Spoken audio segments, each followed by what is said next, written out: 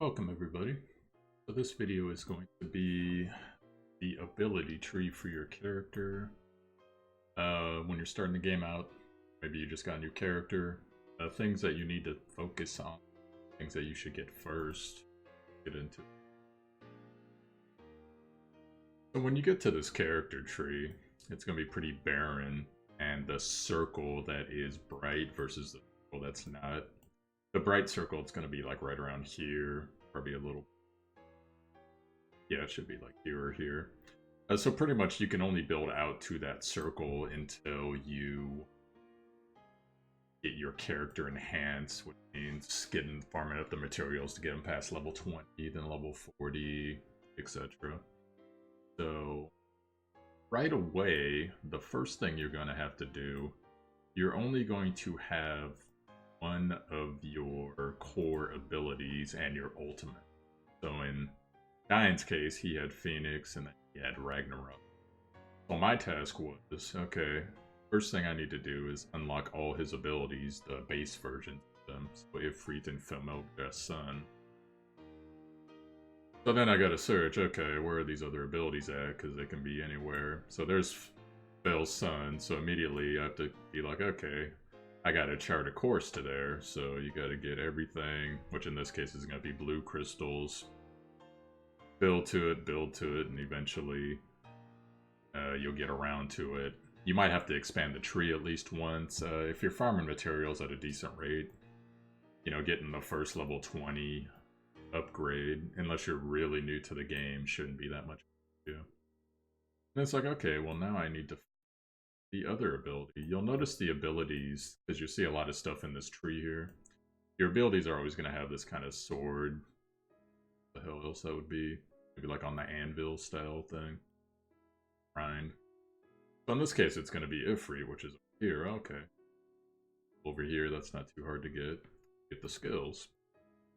So that's fine. So then you're thinking, okay, so once I've unlocked all the abilities, now my character has access to all their abilities in battle. Good thing. So now we start working on what kind of character are we building. Yeah, int character, is it going to be physical DPS character? So when you get to that point, you gotta start looking around and start clicking on things. Okay, what does this ability do? Fast aura. Well, I know that aura is a 20% intelligence boost buff. So fast aura means I'm gonna have it at the beginning of the battle. Oh dang, I'm probably gonna want to build towards that eventually. So, but it's out here, which means I think you had to get to level 40 upgrades before. But you get what I'm saying. You're gonna look around the tree and be like, okay, there's some skills. Poison Cloud. Poison Cloud? Maybe I do, maybe I don't. And you look around, there's going to be passive boosts, like life passive. Other different passives, such as defense is on the right, mind is on the bottom, attacks on the top, and then intelligence is on the side. And then you're going to start seeing some other, like some passives and spells. You're thinking, well, why would I want to get Rock Disaster here when I could just get it from the Arc? Well, number one, show you real quick. If you can get it and if it's going to be useful, you should always try to get the ability from your tree eventually, because your skill cost here, it takes a certain amount of skill cost to deploy all your spells. You get, say, we'll take Nemesis, for example. Nemesis from an arc, whichever arc, well, it's probably going to cost me like 2 skill cost. But you see here, I'm capped on my skill cost right now for my build. But since I got it from my tree, it's free. So basically, the advantage to getting it from free is it's not going to count against your skill cost. Deploy it without cost, which means you can be a little bit more versatile in your builds. So that's what getting a skill in the tree goes. Now, as far as which skills to get, which spells to get, that's honestly going to be up to your playstyle. The meta is going to go a certain way. One thing I will tell you too, when you see these story nodes, if you're anywhere around them or you can get to them easily, go ahead and pick them up, because it is going to cost you character shards to do it. Why would I want to do that? I want the character shards for awakening or skill points. that later too. Well, the reason is, yes, you spend soul points to unlock, but you also get more soul points back once you complete either the storyline or sometimes it's a full map you gotta run, adventure real quick in a battle. But you're always gonna get back more than you get, so you should be unlocking for sure. And then plus you're gonna get currency to help you either summon or expand your friends list, have you. Now, other things, you're going to see like some passives here. So like magic circles, that's mana regen. Flame critical. And now my fire attacks have a chance to be critical. Whereas passively in most cases they don't. Silence Kneel. Well, Silence Kneel nullifies silence and changes silence weakness to silence resistance. What does that mean, you might? Every character in this has innate weaknesses. In Dian's case, he's a fire caster. He gets fire resist. And, you know, depending on what you equip him with, these will change as well. But you see here, he's very vulnerable to ice magic, as well as weak to silence. Well, you know, if you're dying silence, your dying is next to useless. Because then he can't cast any spells, he can only cast his abilities. So eventually, yeah, you are going to want to go and get that silence resistance passively to offset his weakness. And it's the same thing with every other character. Like the Gorm, he takes more damage from wind and he's weak to... It might be curse. That's curse. And etc. So be paying attention to that as well.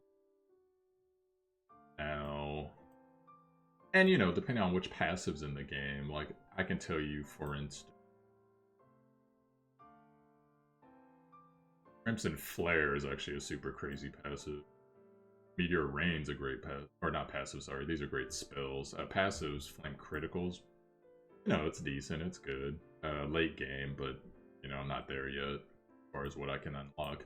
Fast Aura is probably, arguably, the best passive skill you can unlock for a caster. When you see these little things right here, like a leaf or a fire thing, those are resistance. Okay, and they're generally fairly expensive to get. In most cases, it's not going to make or break you early, but I could see late game even. You got some crazy fire raid boss or something. Well, hey, having a dying around with E7, whatever it ends up at, fire resistance.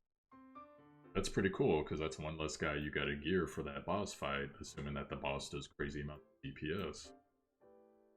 And some of the passives, they'll be just like skills, they'll have different ranks.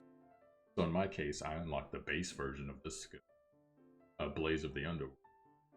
When fire resistance, enemy fire resistance is higher than dark resistance, fire magic causes dark damage. So even in this case, someone who's resistant to Dian's fire spells, okay, now you're taking dark damage. Really good, and every rank gets... I'm not sure about the passives, but I know about the actives, because the actives were... Okay, so let's go to, like, Phoenix here. Phoenix 1 versus Phoenix 2. Well, the base level of Phoenix, which is his bread and butter skill knockback, you know, it might do like 200 damage. Well, by the time you get to rank 2, it's doing 2,000 damage.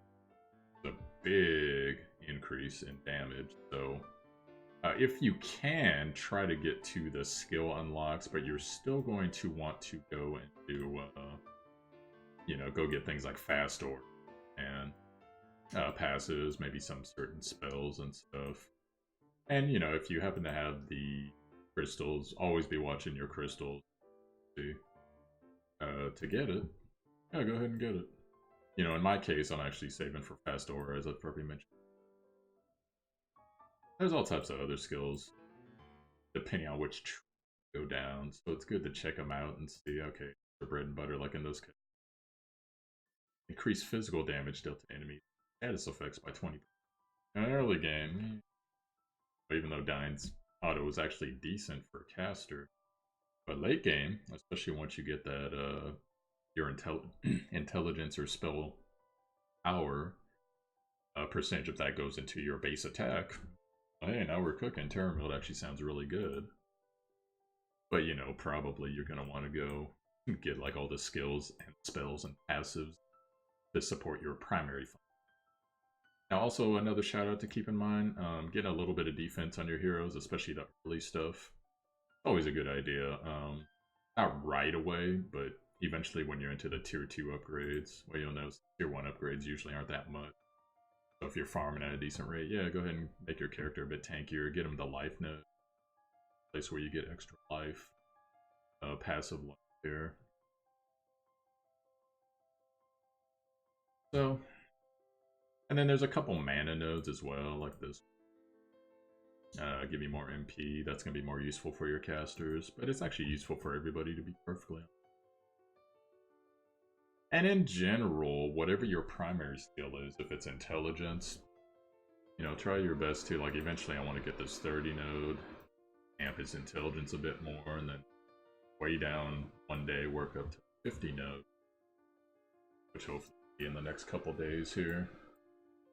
So those are in general the things you want to do. So just to recap, you want to unlock all your abilities first, look around the tree, see where they are. Once you do that, you got to figure out whatever your primary skill is, or excuse me, primary stat. Start building into that, as well as build towards whatever skills are going to be for whatever particular build you're going for, whether it's meta or not. And at that point, you got some freedom once you get to the tier 2 upgrades, which is, and especially when you get to the tier 3s, well, maybe you want to go back and get some life and some defense. Maybe you want to go back and get some mana. This will provide some magic defense over here. And just keep in mind all your skill costs as well. You know, there's infinite ways to build the characters, quite honestly, even if you're not into the meta. So never forget about the traits. You unlock some of them, but they always come with at least one passive trait for the most part. And then at that point, you're pretty much right as rain, good as gravy there, so hope this video helps you guys out. And as always, Showtime Doctor, YouTube, like and subscribe if you enjoy the content. Be good to see you around. Let me know what you guys think. Maybe certain builds, or you know, how you in particular build your ability tree, whatever's going on there, what you prioritize. And like I said, there's a link to my Discord and my Twitch, stream on Twitch. I'll be streaming this later tonight, most likely. And pretty much it, guys. So have yourselves a wonderful day. Catch you later.